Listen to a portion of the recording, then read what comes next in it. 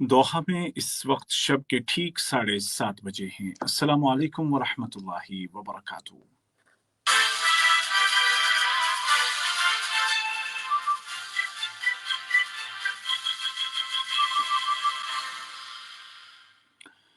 ये Urdu radio Qatar FM 107 है। अब आप उबैद ताहिर से आज का दूसरा नशरिया समात कीजिए।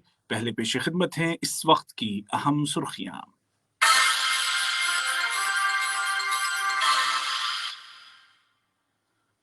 साहिब सुमुव अमीर शेख तमीम बिन हमद आल थानी की जानिब से खलीजी बहरान को ख़त्म करने के लिए की गई कोशिशों पर अमीर कुवैत ने उनका शुक्रिया अदा किया है। गल्फ क्राइसिस के मुतालिक कुवैत के बयान का खलीजी, इलाकाई और आलमी सतह पर वेलकम किया जा रहा है और सभी इस बात पर मुत्तफिक हैं कि खित्ते के इस्तेहकाम के लिए खलीजी तनाज़े को हल करना ज़रूरी है। और कोरोना वायरस के फैलाव को कंट्रोल करने में वजारत सेहत की कामयाबियां जारी हैं और इस वबा से रिकवर होने वाले कन्फर्म पेशेंट्स की तादाद 1,37,000 से ज्यादा हो गई है। और अब पेश खिदमत है उर्दू रेडियो कतर FM 107 से आज का दूसरा मुफस्सल नशरिया।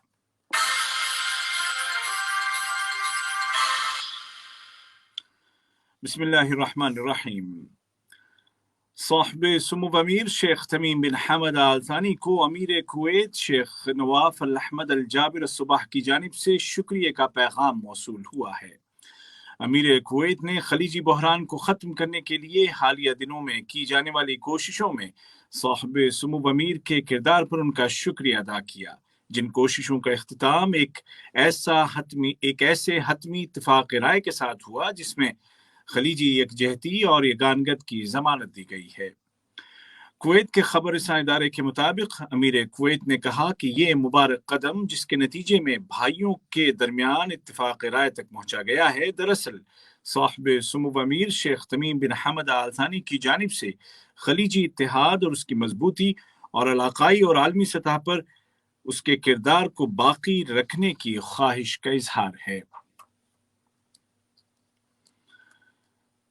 साहिब सुमुव अमीर शेख तमीम बिन हमद आल थानी ने पाकिस्तान के सदर जनाब डॉक्टर आरिफ अलवी और वजीर आजम जनाब इमरान खान को साबिक वजीर आजम जनाब मीर जफरुल्लाह खान जमाली की वफात पर ताज़ियत के बरक़ी पैगाम इरसाल किए।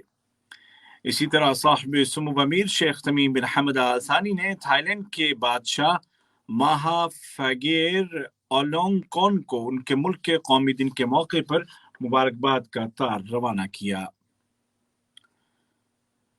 नायब अमीर शेख अब्दुल्ला बिन हमद आल थानी ने पाकिस्तान के सदर जनाब आरिफ अलवी और वजीर आजम इमरान खान साहब को साबिक वजीर आजम मीर जफरुल्लाह खान जमाली की वफात पर ताज़ियत के बरक़ी तार रवाना किए, जबकि थाईलैंड के बादशाह को उनके मुल्क के कौमी दिन के मौके पर मुबारकबाद का पैगाम इरसाल किया।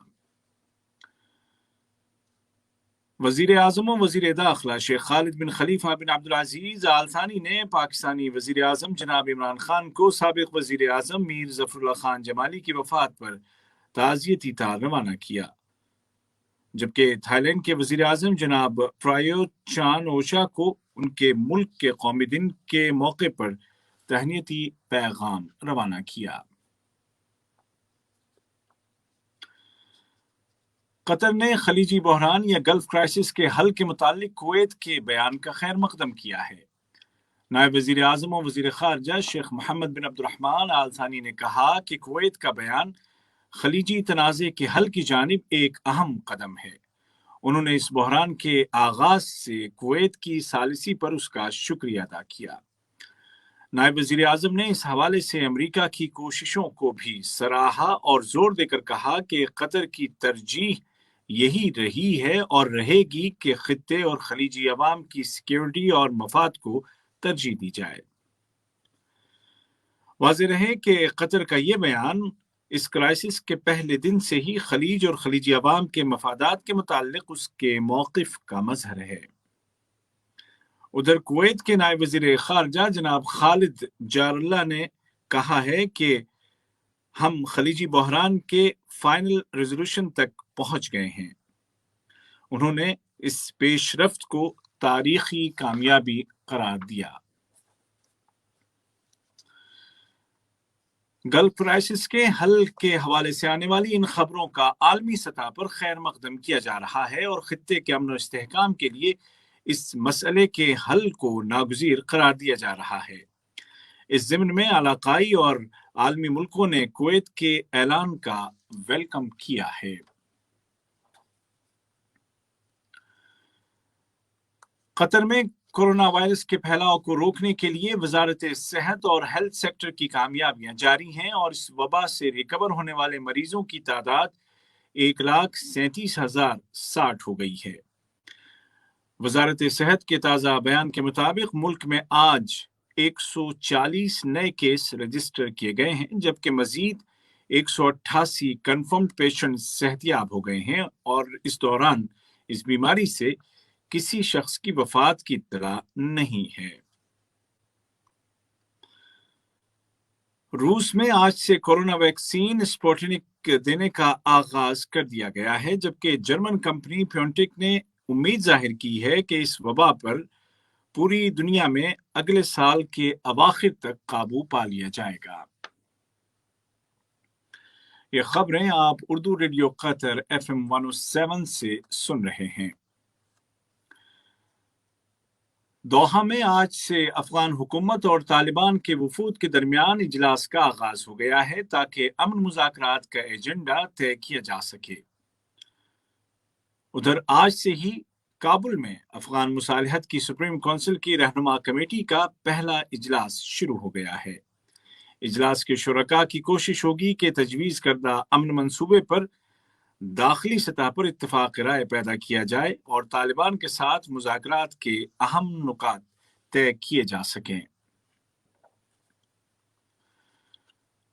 کویت میں 16ویں پارلیمان کے الیکشن کے لیے ووٹ ڈالے جا رہے ہیں۔ ملک کے 5 حلقہ انتخاب میں کورونا وائرس کے پیش نظر کیے گئے اقدامات کے تحت ووٹنگ جاری ہے اور تمام احتیاطی تدابیر کا خیال رکھا جا رہا ہے۔ ایران کے ایٹمی سائنسدان محسن فخری زادہ کے قتل کے بعد پیدا ہونے والی صورتحال کے دوران جرمنی کے وزیر خارجہ ہائیکو میس نے کہا ہے کہ ایران کے ساتھ ایٹمی معاہدے کو مزید وسعت دے کر اس میں ایران کے بیلسٹک میزائل کے پروگرام کو بھی شامل کیا جائے۔ یاد رہے کہ امریکہ نے حال میں ہی ایران کے خلاف مزید پابندیاں لگانے کا اعلان کیا تھا۔ امریکی ریاست کیلیفورنیا میں الیکشن کے نتائج کی سرکاری طور پر تصدیق کر دی گئی ہے، جس کے مطابق جو بائیڈن کو کالج الیکٹورل میں 279 ووٹ مل گئے ہیں اور اس طرح وہ امریکہ کے اگلے صدر ہوں گے۔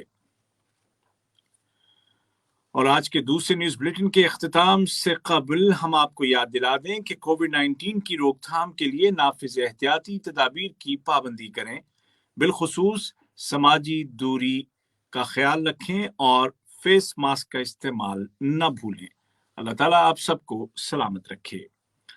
آج کا دوسرا نشریہ ختم ہونے سے قبل اس وقت کی اہم سرخیاں ایک مرتبہ پھر سن لیجیے۔